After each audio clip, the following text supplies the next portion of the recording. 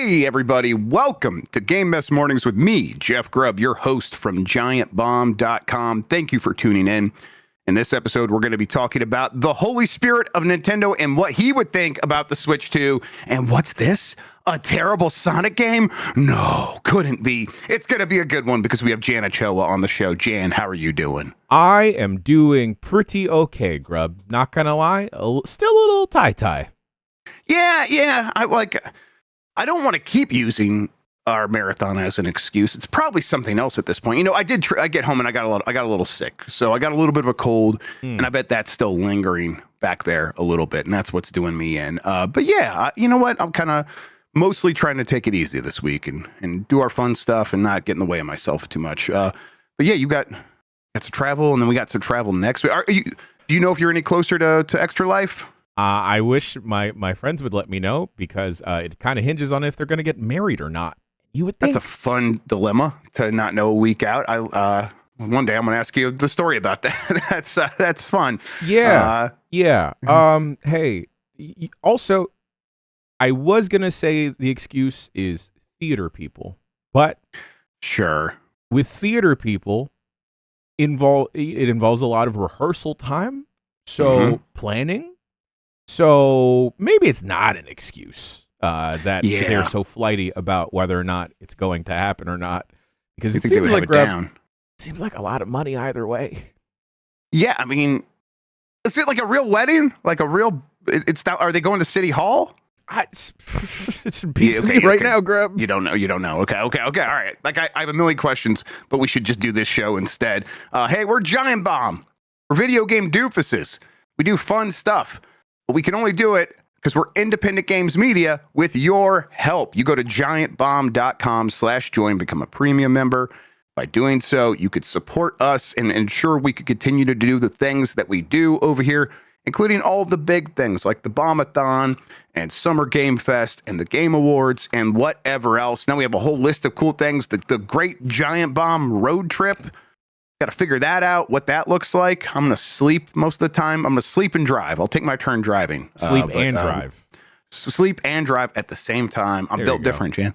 And if you want to go to giantbomb.com/join, you could do so. Become a premium member. Get ad-free versions of the show. Get a bunch of goodies. Just also get that satisfaction of knowing you're doing your part to say, hey, just because corporations don't know what they're doing, we do, and we want more of this stuff. It means the world to us. If you've done so, tell a friend. As far as this show goes, most weekdays, I, Jeff Grubb, will help piece your gaming life back together. That includes breaking news and maybe even some of our own original reporting. For all these topics, I'll get the input of a bona fide expert who will make me look smart. If you are watching live on Twitch, welcome. You can always listen to the show later on podcast feeds by searching for Game Mess Mornings or find the RSS feed on giantbomb.com. You can also catch the show later with chapters and timestamps on YouTube. Hello, YouTube. All right, we're presented by Deku Deals, and it's time to get into the headlines. Nintendo says, no, it's perfect. Nintendo says they will start acquiring new development companies. This comes from Jonas Mackey at Game Reactor. For a while, it felt like there were spectacular acquisitions every month, mainly from Embracer and Microsoft, but in recent years, things have calmed down considerably on that front. Now, however, another company seems keen to grow a little, namely Nintendo. In Nintendo's latest financial report, on page 54, CEO Shuntaro Furukawa states that they are planning initiatives such as acquiring development companies to make them subsidiaries and augmenting our development facilities, and the construction of a corporate headquarters development center, building number 2. This leaves little room for interpretation as to what they mean. I think that's fair. The reason they mention this, Jan, is Nintendo has a lot of money. They have like a lot of like just straight up cash in the bank. And when they go to do these financial reportings to their investors, and they're like, here's how we're doing. Here's like the future outlook. You know, we thought we were going to sell 15 million Switch 2s. Now it's 19 million Switch 2s. Things are going really well. They also have to say what they're going to do with this huge war chest of cash. And Nintendo's usually like, we're saving that in case things go sideways. But investors don't necessarily like to hear that. They want to hear, use that money to make me more money. And so I think this is, I bet that Nintendo is going to make more acquisitions, similar to the ones they've done previously, which is like next level games, I think there's that studio Shiver, I think it was called, that like helped out on a couple other games. And then Nintendo Pictures was previously a different like a 3D animation studio, and now they're under Nintendo's wings. Nintendo acquired them. It'll be things along those lines. Don't expect anything like Activision, right? This is not Microsoft acquiring Activision, even though Nintendo does have a lot of money. They're going to do small things, and they even said it's going to like all these deals will have to like fit the Nintendo DNA and things like that. You're not expecting them to come in here and like really just start throwing that cash around like crazy, right? No, not at all, Grubb. I feel like if it wouldn't make sense for Nintendo to start acquiring any big studios, any like supplemental like support studios. 100% makes sense for them. I couldn't even see them picking up like a significant indie studio either. I feel like if anything, they're fleshing out their support ranks. Hopefully this means that Nintendo will understand that folks want to play their older games in an easier way, and maybe they can get some companies to help out with porting older titles to the Switch 2 or something similar to that. Grubb, forgive my ignorance, they don't own Game Freak, do they? So they do not own Game Freak. Game Freak, Nintendo, and is it Creatures? Are those the three entities that own Pokemon Company together? They each own a third or something like that. So they're close business partners. Nintendo might have some investment in Game Freak, honestly, that I'm just not aware of. But no, that's mostly an external company. They don't even own stuff like Intelligent Systems, a studio they've worked with on Fire Emblem and a bunch of other stuff for literally decades. Those studios that are third-party companies produce these Nintendo first-party games, but those deals have seemingly worked out well for everyone involved because they keep doing it. So I guess they likely wouldn't want to change the status quo unless something, I think what happened with Next Level was, and I think this was Next Level, could have been another studio, but I'm pretty sure it was Next Level, where they're like, hey, we just had a lot of success with Luigi's Mansion 3. Like, this game is a platinum seller. It's, more than 10 million copies sold at the time. And we want to sell. We want someone to buy us because we think we're worth a lot. And Nintendo goes, whoa, okay, all right, we'll buy you then. And so they were kind of forced into that situation. I think Nintendo would protect some of these studios that they know they can rely on by purchasing them if it came to that. And then I think they are going to make just small strategic purchases here and there. But they make it clear that their overall strategy is about continuing to support their core business model, which I think no one listening to this is going to be too surprised by. But they describe their core business model as dedicated video game platforms like the console. Great. And then they have an image here of the things orbiting that. That's in the center. And then on the orbit is movies and videos, mobile apps. They did launch a new mobile app. We'll talk about that in a little bit. Character merchandise and real world experiences, being the theme parks and the museums. So all these things sort of support the central business. So if they are going to spend their money, I do expect it to be to the ends of mostly feeding into that core business of making consoles and making console video games. So I don't think this is like them saying that we have all this money and we're going to try something wildly different. It's not, that doesn't seem to be on the table. I could actually see them expanding in a significant way, Grubb, in if the story is also meant to include perhaps support studios in terms of other media. Because Miyamoto has made like a significant jump, and all of them at Nintendo want to make that ploy to get into Hollywood in a more significant way. I could see them getting into animation, perhaps like another supplemental support studio for film, perhaps. And I think it was during the Bombcast we read the story about them wanting to expand with like the Tears of the Kingdom vinyl set. Maybe they want to get into music too. Maybe Mario's going to drop a hot EP for the holidays. Yeah, it definitely seems like they are reconsidering all of their old positions on all of this stuff, right? They reconsidered their relationship with Hollywood and movies, and that has only paid off. And the way that they felt comfortable doing that was getting deeply involved. In fact, letting Miyamoto kind of take it under his wing and saying it meets his level of quality, his bar, and they're doing the same thing for the theme parks.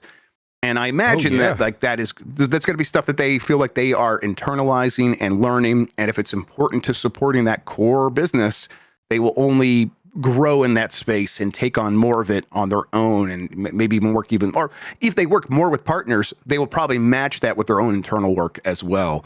I mean, overall though, the Nintendo way of doing things is working for Nintendo.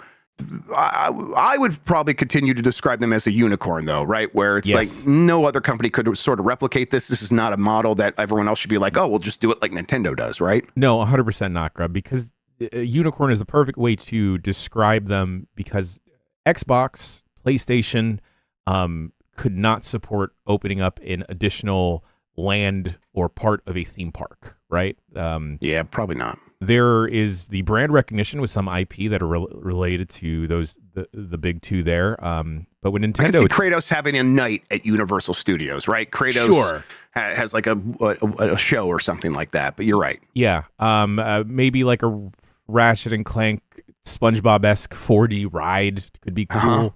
Sounds fun. It could be fun. Astrobot, just give Astrobot to the Minionize Astrobot. We all let's just welcome it already.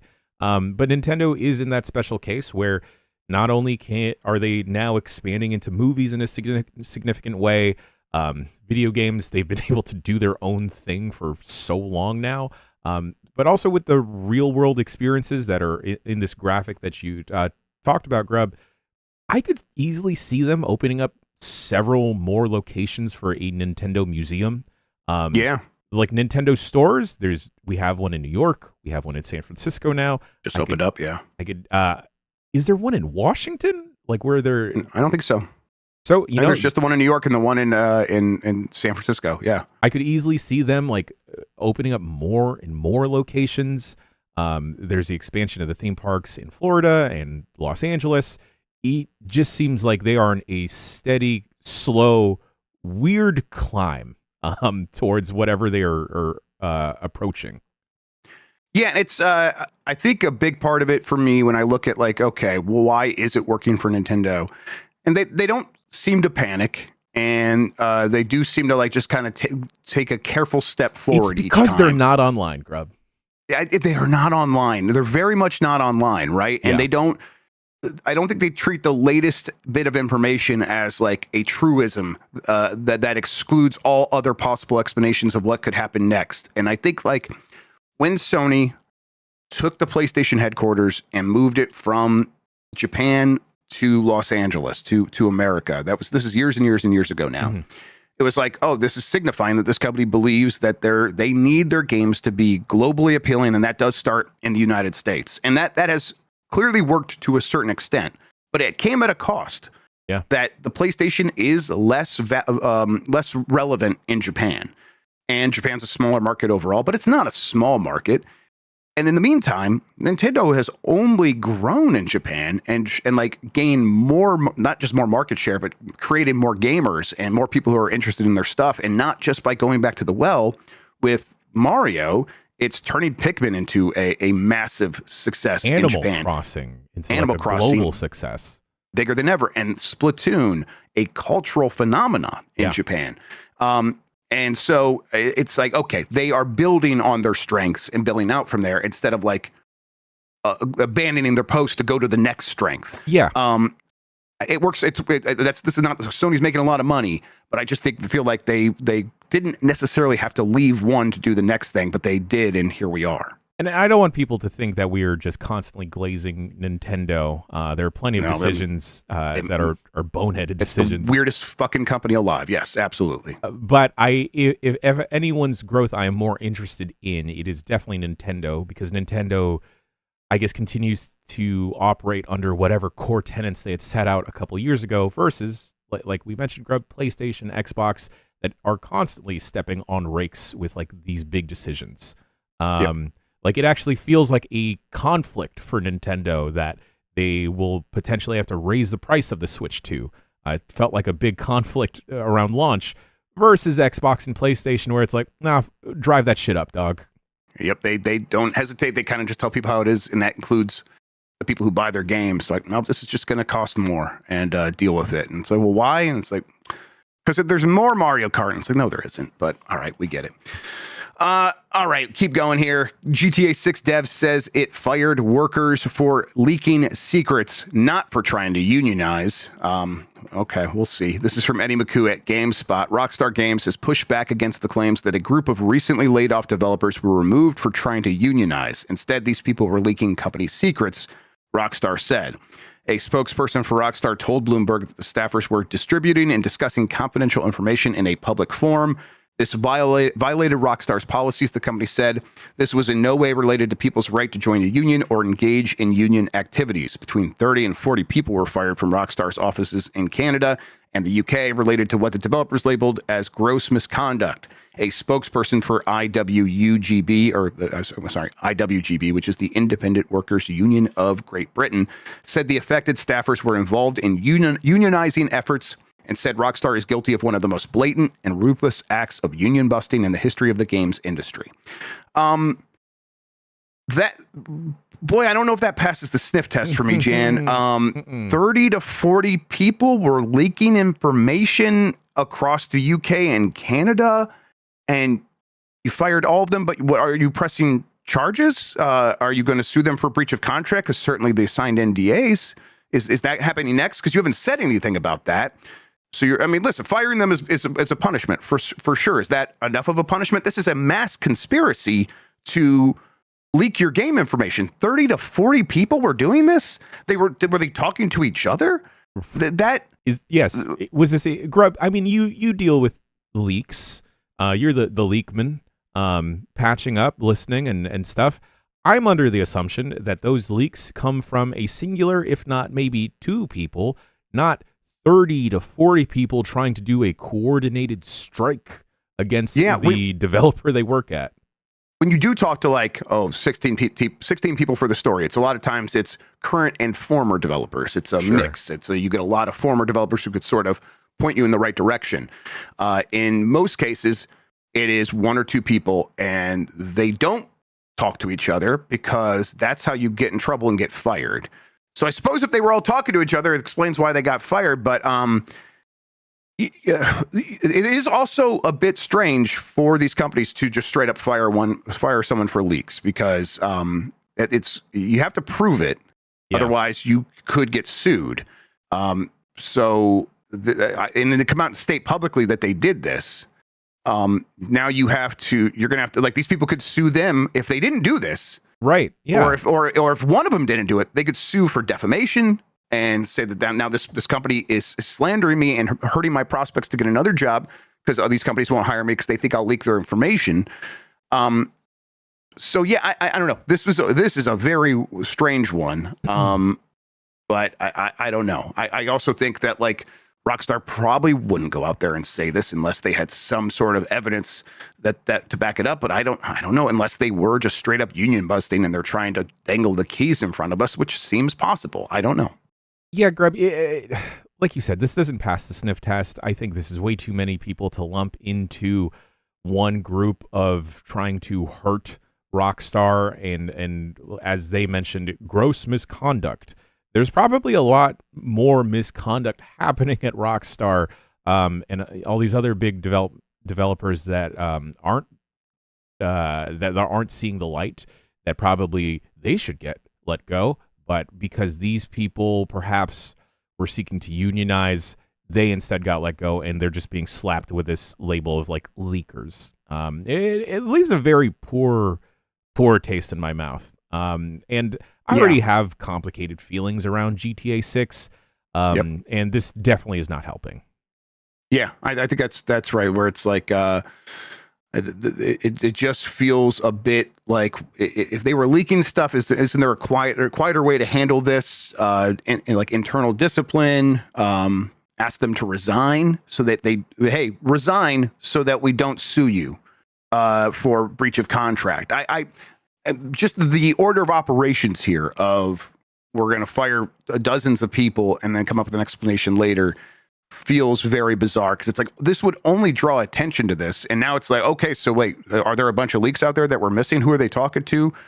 Is it a possibility here that they're you leaked this to the union organizing groups, you were talking about internal business to the unions? I don't know. They definitely seem like they're trying to talk around something here.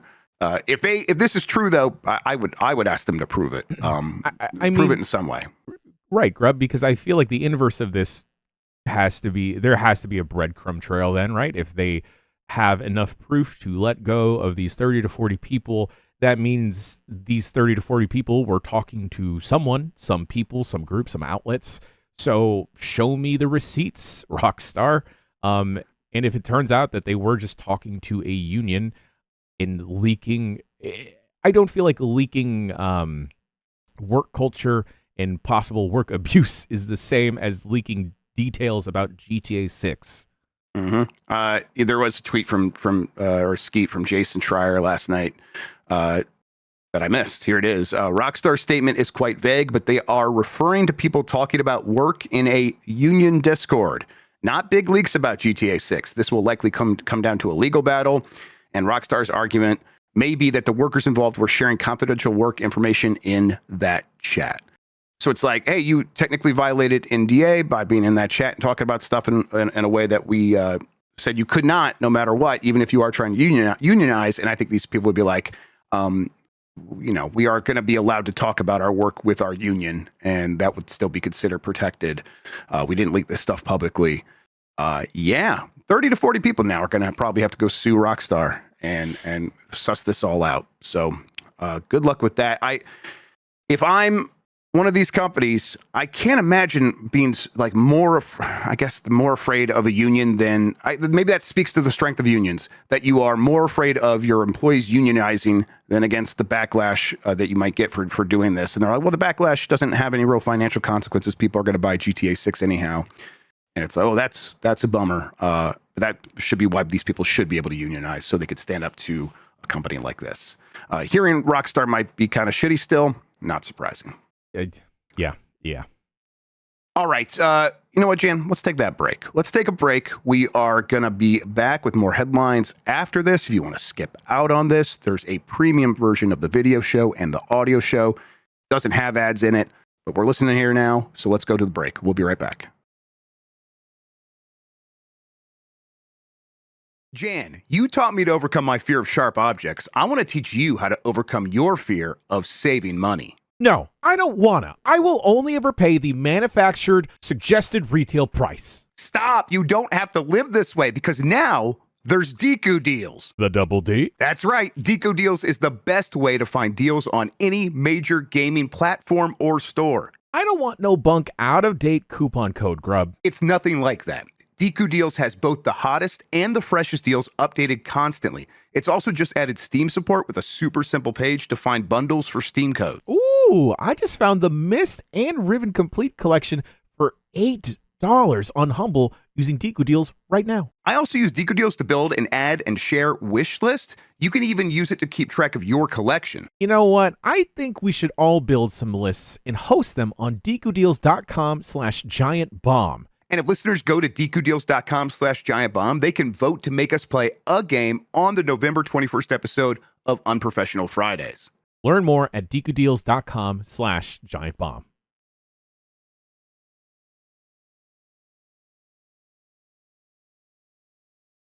The double D? Double D. All right. Game Ass Mornings. We're back. Jan Ochoa, Jeff Grubb, and we have more headlines, including Nintendo has been keeping a record of all your gaming sins and will now share it with you. This comes from Kenneth Shepard at Kotaku. But a short version of the story, Jan, is there's a new app from Nintendo for your mobile phone. It's the Nintendo Store app. I think it's just like eShop stuff. You can go buy stuff on your phone now. I didn't look too closely at that stuff. I looked at like this feature, which is you go sign in on the Nintendo Store app. You click on your profile. You can now get your gaming history like all the way back to the 3DS and Wii U. Oh. And it has more detailed information about like your gaming sessions than the systems ever gave you. So if you check your play history on a Switch, it'll be like, hey, you've played more than 10 hours of this game, or you played more than 20 hours of this game. This feature shows every time you turned on any game and how long you played during that session. And you could go back and check all of your sessions for each and every game. I was like, oh yeah, you know what? I felt like I didn't but like I didn't spend 50 hours on Silk Song. That's weird. And I'm like, I went and looked, and it's like, oh yeah, there's a couple of sessions where I left the system on for 12 hours. There it is. I'm like, oh okay, yeah, I definitely wasn't playing for 12 hours. So there we go. And it's like I was able to find that information really quickly. It's bizarre that after all these years, Nintendo's like, here, we've had this information, but of course they track this stuff. All these companies like just love the telemetry data and love to use that to figure out how to sell you more video games. It's odd now that they are finally sharing it with us, though. Is it odd, Grubb, that I'm surprised that they knew how to do this? Yeah, I mean, there's probably always someone at the company that knows how to do this. And then there's going to be those people above them that either doesn't know what to do with that or how to then relay that to the end user or thinks it's not important. Like, hey, that's weird nerd shit. Don't bother the customer with that. They're afraid of the internet like I am. And it's like, oh, okay, well, they just don't know that most people are way more online than Nintendo is. Yeah, I mean, Nintendo's a traditional Japanese company, and that does mean like they were using fax machines a lot longer than a lot of other companies you might think of and things like that. But there are also some tech savvy people in there that are like, hey, we need this data. So if I'm going to do all the work to build all this shit, I'm also going to build the tools that we need to figure stuff out because I'm just a professional and we'll end up doing that. It's strange, though, again, that it's just in this one app on mobile phones off to the side, kind of buried under some menus, and it's like way more data than you would think. I think it's more than you get from anyone else now. I don't think like Steam tells you like how many sessions you had in each game and stuff like that. It's bizarre. I don't want to look at the data, Grubb. I don't want to know how much time I've spent in various games like Pokemon and I was going to ask, would it be a Pokemon that would be the scariest one to know about? Maybe Hades, honestly, or Hades or Dead Cells.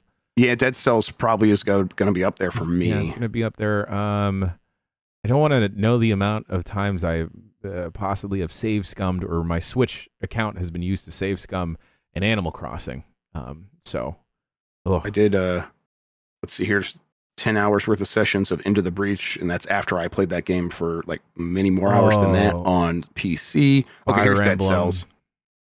Okay, Dead Cells over 100 hours, 59 days played. I played for 59 separate days.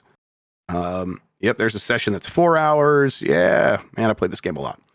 Man, that's a good game. I like this stuff. I think it's cool. Like at the end of the year, when all these different companies, like we knew Nintendo was tracking this stuff, right? Because they have like the year-end breakdown of your gaming habits that they send down in the fun chart format. And I like that stuff, but I kind of want to have more control over it. So this is cool. I'm gonna like use this and like go see if I could find a game that I started and didn't finish or something that I could pick up. And I'm trying to see like the oldest stuff I have on here.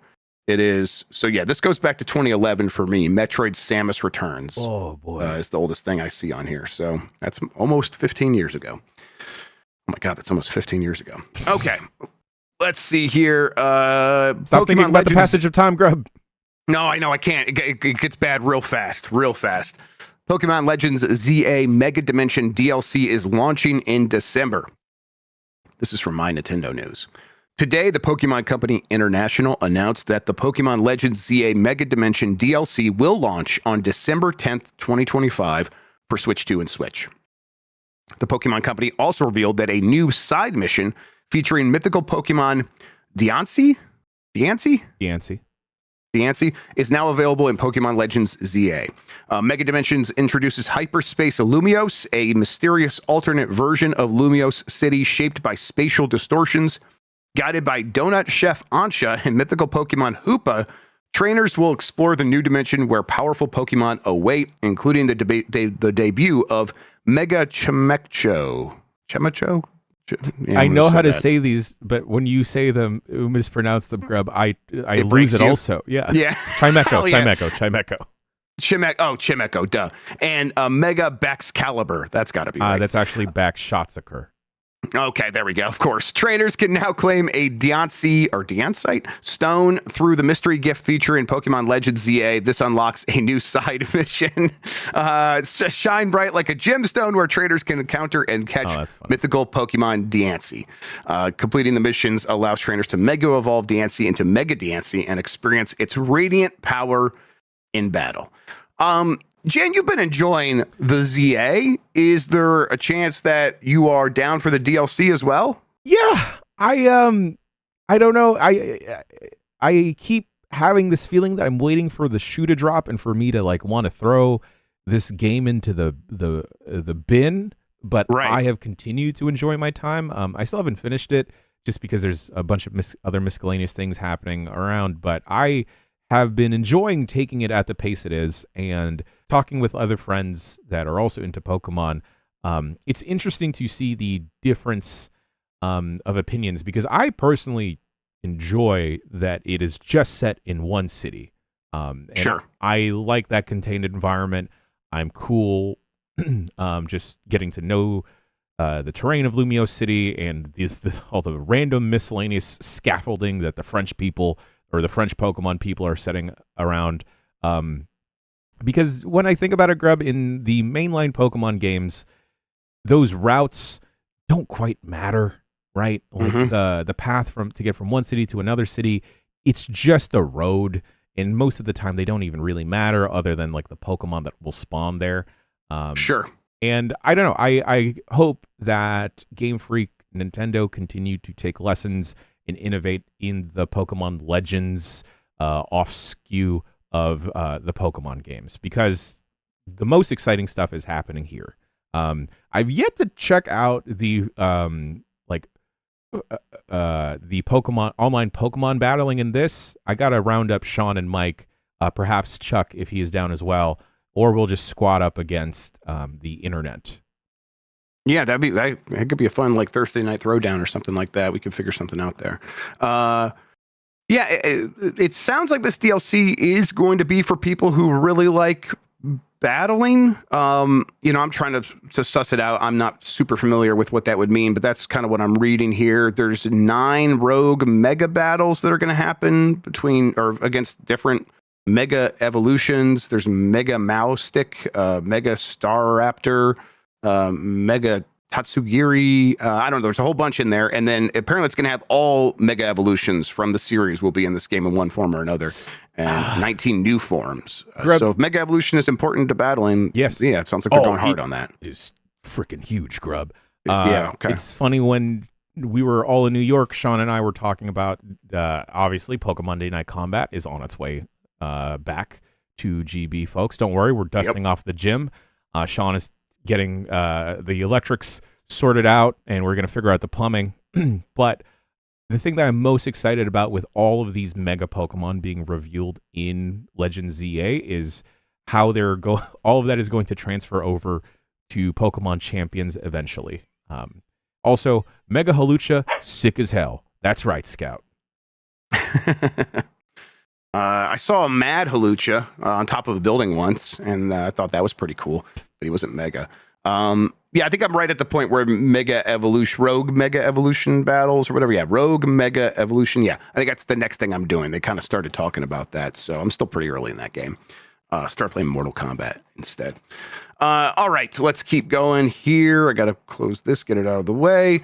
Sonic's latest outing is a grim Fall Guys knockoff with $60 skins. Jan, I'm very excited about this. This is from John Walker at Kotaku. It looks like a ripoff of Fall Guys, but Sonic, said my 11-year-old as I clicked on the Steam page for Sonic Rumble. Seriously, if you told me that was a new Fall Guys skin, I'd believe you.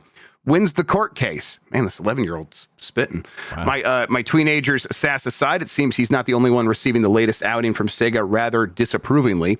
Steam players are slamming the game as incredibly predatory and describing it as a microtransaction slop-filled nightmare. We got to play this. I got to see this for myself. After a while with the game, I can confirm all of the above, and most of all, my boys' prescient comments. Good grief, this is the most blatant Fall Guys knockoff. From the randomized round selection for each of the 3 knockout events to the mixture of round styles. I'm still going to say the most blatant Fall Guys knockoff is the Stumble Guys mobile game that became really popular. But, okay, this could be a close second after that. This is a weird one because it was like supposed to come out a long time ago. They kept delaying it. It's here now. It's on Steam and mobile, I think. Maybe Steam and Apple, something like that. And it does just look like Fall Guys. I need to play it, though, Jan, because the thing with Fall Guys is it has kind of purposefully I'll call them like translated controls. They're not supposed to be like, you're not supposed to feel like you have perfect one-to-one control over these little wobbly guys. Yeah. You're kind of suggesting a direction for the character to move and hoping for the best. And that like is a great equalizer for everyone playing the game. Yes. Sonic doesn't move like that. Sonic shouldn't move like that. But I think he does move a little bit like that in this game. And I think that is really a weird choice. Kind of felt like, hey, we should do one of these Fall Guys with Sonic, and they didn't think too much about it beyond that. Yeah, this just feels like a fundamental misunderstanding of their primary mascot and character, Grubb. The last time I saw this game was like super duper early leaks of what it was supposed to look like. Do they look Fall Guy adjacent, or do they look like how they normally look in a Sonic game? Because if they look like a Jelly Bean version of Shadow the Hedgehog or Sonic the Hedgehog, then I could see them getting away with the clumsy controls. But if they just look how they normally look, then that's kind of a bummer. Yeah, I think they kind of look mostly normal, like maybe a little chibi, okay. but that's it. Like they don't. I mean, yeah, they certainly don't look like full-on beans from Fall Guys. That's disappointing. Yeah, so I think it's gonna have a weird sort of way of like visual conveyance of its information of like you feel like you should move like Sonic, but you don't. I don't know. They are chibi, and I hate that they're cute, Grubb. Oh, it's super cute, actually. Oh, Shadow the Hedgehog, look at you, mad little boy. You got so many feelings inside. Don't pick up the gun. Rouge is still hot though, so we got that. That's kind of fucked up. Let's see. This is also a microtransaction game because it's free to play. And I'll read this right here because I think this is important. Before we get on to just how much this free to play game wants you to spend your cash, I do want to dispel one myth that is spreading throughout the Steam reviews. There are a lot of people claiming that the game is pay to win, and this absolutely isn't the case. It's confusing because it certainly implies that in its very poor communication about what various add-ons do provide, only talking about how they can improve your score. And given that, rounds are scored, people's inaccurate reaction is perfectly understandable. Store descriptions typically read, allow you to level up your buddies in skins, enhancing them increases your score bonus, making it easier to get higher scores during battles. What it actually impacts is how many rings you win after you've taken part in an event, which are then spent on more skins, poses, emojis, trails, and most excitingly of all, background colors for your name. So it gets you on the upgrade for the cosmetics faster, but it does not improve your ability to actually win any of the rounds against other players, it sounds like. Okay. But let's get to the pricing here. Again, I'll just read what John writes. Oh my God, the prices for these skins. I genuinely had to check twice because I was sure I'd made a mistake. But no, most skins cost 999 red rings, currently discounted to 729 for the first month of the game, and 770 rings will cost you, prepare yourself, $46. Right now, to get 999 red rings would require buying the $46 collection of 770, and then the $20 pack of 330 rings, meaning a regular skin price is a gobsmacking $60. That's why they do it, because they could charge the price of a game for one skin. Although I don't know if that's going to work in the case of Sonic Rumble. Every time it feels like Sega's got it together, they still remind us that they're Sega, right? Yeah, and how come it always happens with Sonic? I don't. They treat Sonic like a garbage can. Like they just throw everything in that dude. They build up such good momentum with the Sonic movies, Grubb, Sonic Mania. And then they're like, hey, you know what? He's durable enough. Let's throw him in the fucking mud. Yes. You know what? Sonic is living the peak millennial experience of having very good highs and then fucking cratering to the goddamn bottom. Absolute crash outs left and right. Hey, yeah, I still want to try this. I got to see for myself. Yeah, me too. Especially if it's grim. Describing any Sonic game as grim piques my curiosity. So we'll make an excuse to do that. All right. Ignore the rumors. World of Warcraft is not coming to consoles. This is from John Walker as well at Kotaku. Early next year, the 21-year-old MMO World of Warcraft is releasing its 11th expansion, Midnight. Alongside new zones in the Blood Elf homelands, player housing, and a wealth of new content, the expansion is also going to see yet another revision of the game's UI, focused on implementing the features most players currently have to mod in. And this has caused people to suggest such streamlining could be part of preparing WoW for its debut on consoles. However, according to director and Greek shipping magnate Ion Hazakostas, that's absolutely not happening. If we were actively working towards bringing WoW to consoles or a bunch of other platforms, says the game's current lead, we'd be saying we're actively working towards it. We would actually say that we're actively working towards it. We know we have a lot of work to do, but it's a place where we want to land. But they're not doing that apparently, and they're being very clear and upfront about that not happening. World of Warcraft on console is something that's always been talked about, Jan. I think that it seems like it should eventually happen, but at the same time, PC is only growing and people are like finding more ways to get into PC. And World of Warcraft is like one of those games. If you wanted to try it by now, you would have just like made it happen. And at the same time, I think if it just showed up on console, it would probably do very well. But it's not necessarily an easy game to translate to console. They'd have to do even more work than whatever streamlining they're doing for these updates. Like that being said, though, Grubb, I feel like there's a significant install base with Final Fantasy XIV that plays on consoles. And that also is just feels like it continues to grow. I actually don't know about the state of FF14 and like its growth, but it's been very hot. And it's been like that for a long time. It just feels like a wasted opportunity to not try and port it over to consoles. I mean, there's been so much quality of life stuff, people modding the game in some way to make it playable on like smaller form factors in terms of like the UI and everything, making control schemes for consoles. Also, I don't know, after a while, it feels like an issue with accessibility. Grubb, where I feel like with a game as big as World of Warcraft, and I know it's not as big as it used to be, but it's still significant in terms of like MMOs, I think you would want to reach the most amount of people in the most places that they're in. And there's a lot of people on consoles that might want to try and check out World of Warcraft, perhaps even in a mobile sphere as well. So I just don't know why they're just being so feet in the dirt about it, to say like we're not going to go to consoles. Yeah, and I bet there's always a debate internally about it. I bet they discuss it, and I bet there's people on both sides of it. I bet they have like a very specific reason, but not one that is like primed for public relations for why they don't do this, along the lines of it's maybe just not worth it, or I don't know, but I bet they have their reasons. And because you're right, like everything you listed there is like, well, if they did it, it would just lead to this and that, and all that seems like more money. But I don't know. They also seem to be happy with World of Warcraft staying on the trajectory it's been on. It is a regular moneymaker for them. I don't think it's growing in any real way, but it's also not shrinking.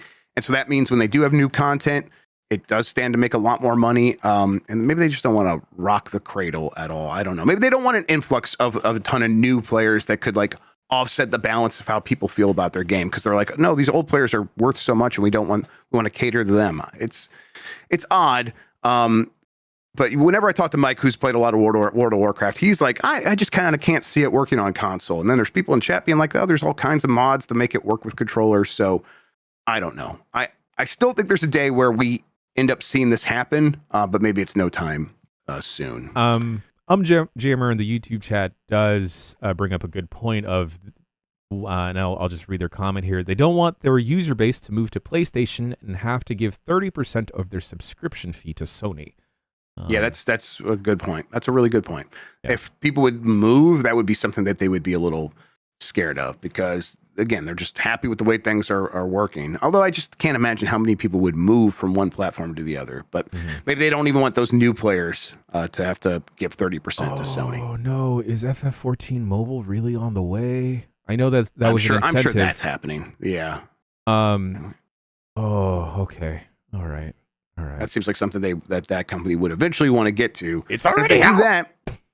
It's Sorry. out. Final Fantasy 14 in mobile is already out. Jesus. Okay. Wow. That'll be on Switch too then at some point, I bet. Out in China. I gotta go. Oh, don't play 14 mobile. It's a separate game. Okay, interesting. Okay. Thank you, Sean. Sean Terminator always stopping 2D. me from going to China. Sorry, Grubb. He always, yes, it's no, it's okay. No, we gotta have someone on top of that, otherwise we'll lose you to Macau. Terminator 2D No Fate delayed for a third time to December 2025. This is from Sophie McAvoy at GamesIndustry.biz. Terminator 2D No Fate, which is that Super Nintendo arcade style Terminator 2 game that looks shit hot. This is the third delay. They're moving into December. The game had previously been delayed to November due to ongoing trade and tariff changes, which affected shipments of physical components. The physical components for all editions have now finally arrived following the ongoing delays that pushed us off our previous schedule, but now they have to actually assemble the physical editions, which we need time to do, they said. So the game's still getting delayed because of the physical version, which is a little annoying because, I'm not going to get the physical version. But this is, I think, who's doing this? Is this Limited Run Games? It's maybe not. But if you have a physical version and that's like a big part of your business model of like, hey, one of the reasons we're going to make money on this is people are excited about that physical version. Maybe you want to make sure that launches at the same time. I could see that. I understand it. But I think this game looks really good, and I'm very curious to see it. So I hope it makes this December date, especially after being promised to come out quite some time ago now. I feel like, Grubb, that folks that would be interested in wanting to get the physical edition would just be fine waiting for the physical edition. Yeah, I mean, I would guess at this point, Jan, that they're used to it, right? Because a lot of physical editions come out not just sometimes later, but much later after the digital version. But I think that they wouldn't want to be the reason people don't get to play the digital version. Because there's some people who are like, I'm getting the physical version, so I'm not going to play the digital version because I'm not going to pay for the game twice. I'm not completely irresponsible with my money, but I want to have the physical version and I'll play that version. And so they have ended up waiting a lot in the past. I don't know, maybe the studio just doesn't want to treat them that way. They want to say, hey, physical people are just as important to us. And I wonder if that strikes a chord for that audience. I'm not in that audience, so I don't know. But that being said, Grubb, I feel like sometimes the collectors out there are fine double dipping. Yeah. Because I would guess so. They will want to play the game or appreciate the game, or maybe the game just, whether or not it's good, means something to them where they also want to play it early digital, and then they'll have such a good time or just want to collect that they eventually swoop up the physical edition later when that eventually releases. Someone pointed out that Hades 2 physical isn't even out yet. It would seem insane to delay Hades 2 just to launch day and date with a physical edition. Yeah, anything that is an indie game or has that indie game vibe, I wouldn't ever delay it for the physical version. The physical version can come later. It could be a special thing for super fans. But again, maybe that's just not how they want people to think about this particular product. Someone said it was Reef Entertainment was the publisher. I think that's right. And no, Crafty, I don't think they used "will be back" for this delay. They might have used it for the second or the second delay or the first delay. You can't use it for delay number 3. At that point, you can't be cute anymore. You gotta just be like, look, we're taking care of this shit. We're sorry. No more jokes. What they should have done is, like, instead of the thumbs up, it sinking into like the magma, just a physical copy of the game sinking into the magma. Perfect. The Legend of Zelda movie is now in production in New Zealand. This is from Jim Norman at Nintendo Life. Things appear to be chugging along nicely for Nintendo and Sony's live-action The Legend of Zelda movie, as the film has officially started shooting this week. Thanks for the heads up, my Nintendo news. The film's listing on the Film and Television Industry Alliance website has seen a status update this week, with the former pre-production stamp changing to the much more promising in production. That's what we like to see. The main filming location is listed on the site as Wellington, New Zealand, a common spot for bringing fantasy lands to the big screen, as previously used for the Lord of the Rings trilogy, Avatar, and King Kong. Also, apparently, New Zealand is where all those billionaires are building their bunkers for when the world goes to shit and they leave us all behind. That's a fun time. I guess this movie's going to happen, Jan. This one feels like they're really gonna make this a live action Zelda movie from the director of, was it the Maze Runner movies? I think West Ball. He also did that fourth Planet of the Apes movie, which was like the 12th one if you're counting from the beginning. And yeah, I don't know. Am I excited? I'm very curious to see what this thing's going to look like and sound like.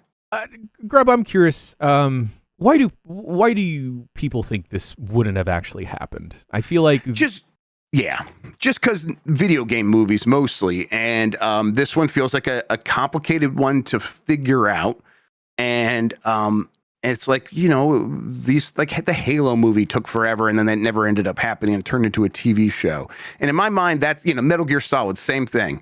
And to me, Zelda's right there in there where it's like, yeah, that could be a great movie, says an executive, and then some creatives have to figure it out, and no one's happy with what they end up with. Now, obviously, this is a little bit different because Nintendo is super involved, and everyone that wants to work with Nintendo on these projects sort of has to agree to their terms. And Nintendo is serious about getting these things made. But old habits and expectations die hard for me. And it's like, yeah, this is going to end up like the Metal Gear Solid movies, where I won't believe it until I actually see something. Sure. I feel like I was approaching this from a very different mindset, where I think Nintendo saw the dollar signs and the success of the Mario movie. Yeah. The animated one, not the Bob Hoskins, John Leguizamo classic. And I feel like they see the value in appealing to people in Hollywood, because now not only are they in rotation for the parents playing Nintendo games, but now the Mario movie, I am sure, has gotten an obscene amount of replayability in houses since it's come out. And also, I don't know, I think Wes Ball can probably direct a good Legend of Zelda movie. It remains to be seen what the script is going to look like, and I hope there's not a lot of studio meddling from people. But I think Miyamoto saw how to make a movie, and it was like, hey, this is fun. Let's go make more of these. Yep. Yeah. I will, like I said, be very curious to see how it ends up. And I'm going to let myself start getting a little excited. I would like to see a very good Zelda movie. I think we'll probably end up with something that is relatively mediocre, just because that's the safe bet with a Hollywood movie, especially one based on a video game property. But maybe they'll get this one right, and it'd be cool to see if they could set it up as a major franchise long term, and we get like 5 of these movies. That would be cool. I mean, based off of the cast, Grubb, I feel like it is not going to be quite like YA dystopian, but maybe hopefully like let's just go for Ghibli vibes, Yeah, I think live action Ghibli vibes, if they could pull that off, that would be awesome. I would love to see that. All right, then. Last one here. This is a silly one. Miyamoto was asked what former Nintendo president Hiroshi Yamauchi, or Yamauchi, I'm not supposed to pronounce the U, I don't know how to say it, would think of Switch 2 sales. This is from My Nintendo News. Legendary video game designer Shigeru Miyamoto was asked randomly by an investor what the former Nintendo president Hiroshi Yamauchi would think of the company's impressive Nintendo Switch 2 sales. Miyamoto replied by saying that he would be a little jealous that they've achieved so much success, but he would also advise them not to get too cocky and keep their heads down. The Kyoto business way is kind of how Miyamoto ended up describing it. I love, though, that the first thing he said was he would be jealous because he's incredibly ruthless and wants all the success to be his, which is apparently very true of Yamauchi. He was famously ruthless. All those stories of those other publishers feeling like Nintendo had an iron grip around their throats, that was Yamauchi. That was him sort of just like being like, you sign here and you agree to our terms, or else you're not going to be able to be in video games. So yeah, I believe Miyamoto probably knew him well and would know that his first inclination would be like, how dare you succeed all this without me? That's what an odd story to pop up. Like, why? Mm-hmm. It's like asking someone like, hey, what do you think? Like, congrats on getting married. How do you think your ex would feel? And I mean your ex from the 5th grade. Yeah, right. Yes, exactly. This is the guy that like turned Nintendo into a big video game empire. Before that, they were this toy company and card company. And certainly like he looms large over Nintendo still. But at this point, it's like most people think of Iwata first, and maybe rightfully so, because he was the one that fully embodied what Nintendo was and kind of set them up for future success in a lot of ways. Also, Iwata just like low-key swaggy. Oh yeah, absolutely. He went up there and he gave a speech in English at the Game Developer Conference, and just everyone was so moved by it. It became like one of the most memorable moments from from GDC conferences ever. Yeah, and it's like he only does that because he's got that charisma. I only think of certain public figures in game development and game publishing as based, Grubb. I feel like the term based is thrown around too often. Iwata? It's loose out there with the based. Based. Agreed. Based Iwata. All right, that does it for the headlines. Let's get to the poll question from yesterday. I have it over here. In fact, I'm going to actually just type it in here. There we go. giantbomb/post on YouTube. Do you have a PlayStation Portal? Yes or no? I do not. So does 85%. Also does not have a PlayStation Portal. 15% does own one though. That's a pretty significant number, I think, because this is like, it's a peripheral, right? It's a add-on. It's a nice to have.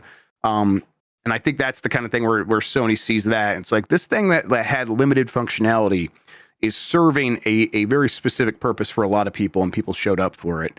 And now they've improved the abilities of that system, the capabilities of that system, by introducing more robust cloud streaming for games that people even own. So you don't even have, like, normally if you own a game and it's on your PlayStation 5 at home, you could stream a game from your PlayStation 5.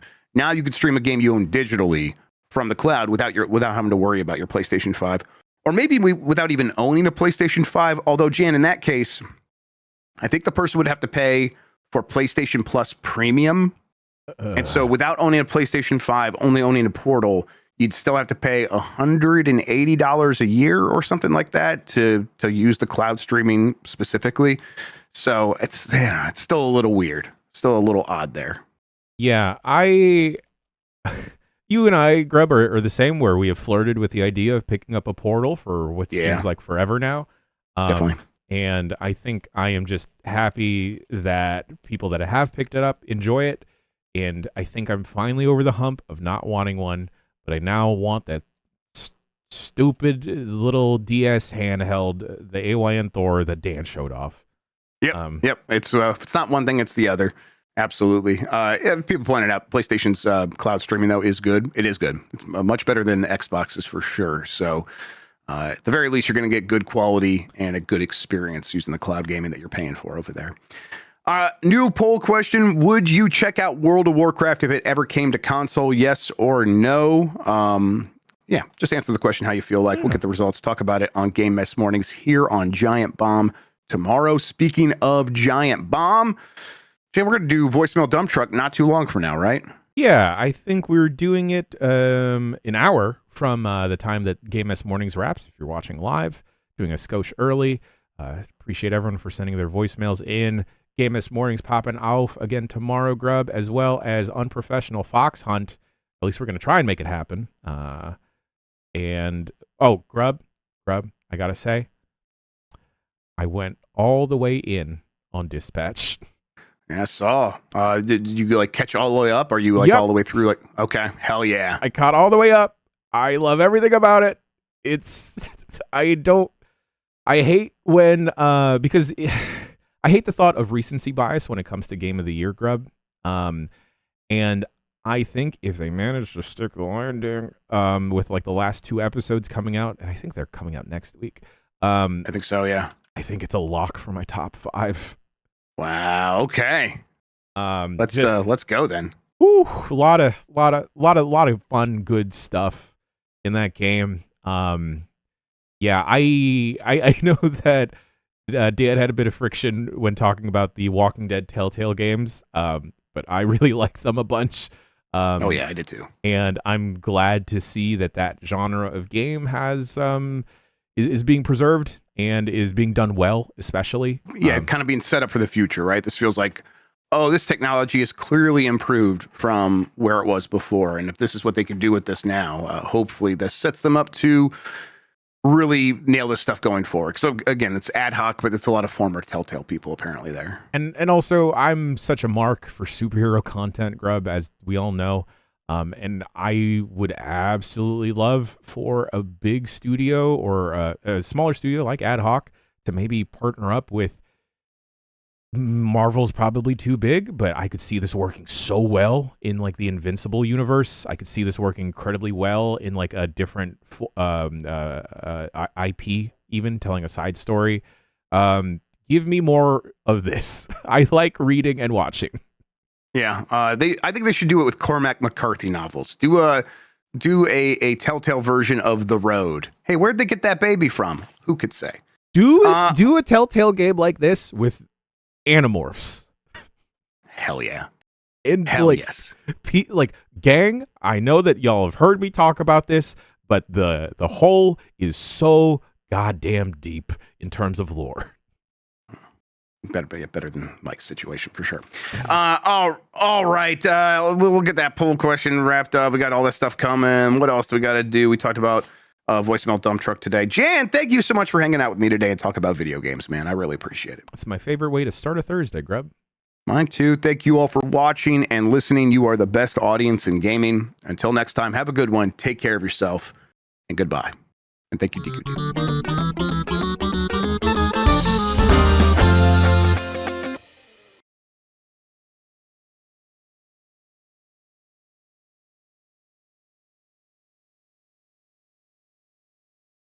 One.